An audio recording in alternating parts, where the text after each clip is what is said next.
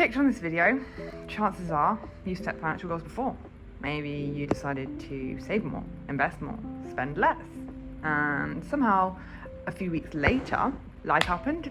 Not because you're lazy, not because you don't care, but because financial advice starts from the complete wrong place. It starts with numbers, when the real challenge really isn't the numbers.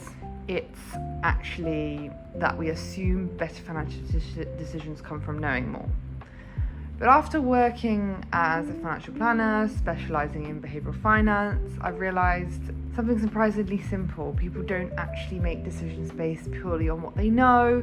They make them based on how they think, how they feel, and how they behave.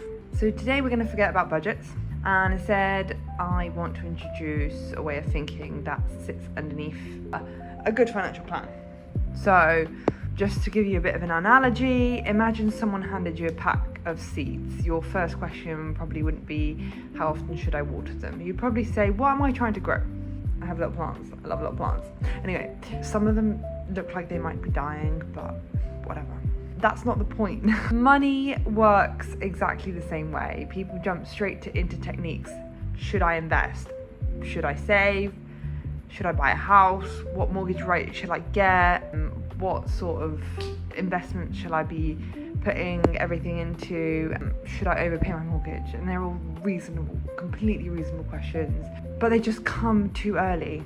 It is like saying, how often should I water my plant, and not even knowing what you're trying to grow.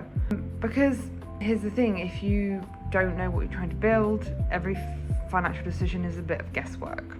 So grab a piece of paper. Seriously, grab a piece of paper, and this will just take 2 minutes. In the middle, I want you to write my life, and then I want you to draw 6 circles around them, and I want you to label them home, relationships, experiences, career, growth, and health. Now put a star next to the one that's the most important over the next 3 years. Not forever, just this chapter in your life, just a chapter in your life. And now ask yourself a question. What does my money need to do to make this possible? Pause the video if you need to, but the reason why this matters is because our brains find it much easier to work towards goals that are specific and meaningful than goals that are a bit abstract. I want to save more isn't actually a goal, it's a financial action. I want enough flexibility to spend 3 months every summer with my family. Now that's a goal. It's specific, it's measurable, it's meaningful. And then the money simply supports it. One of the most common answers I hear when I ask clients this is when I say, what do you want your money to do for you? They say, I don't know. And that's completely normal, because we spent years learning about financial products, mortgages, investments, and whatnot, and almost no time thinking about the life those products are supposed to support. So before we talk about investment, pensions, ISAs, emergency funds, I think a good financial plan starts here with what you're looking to grow. What plant are you looking to grow?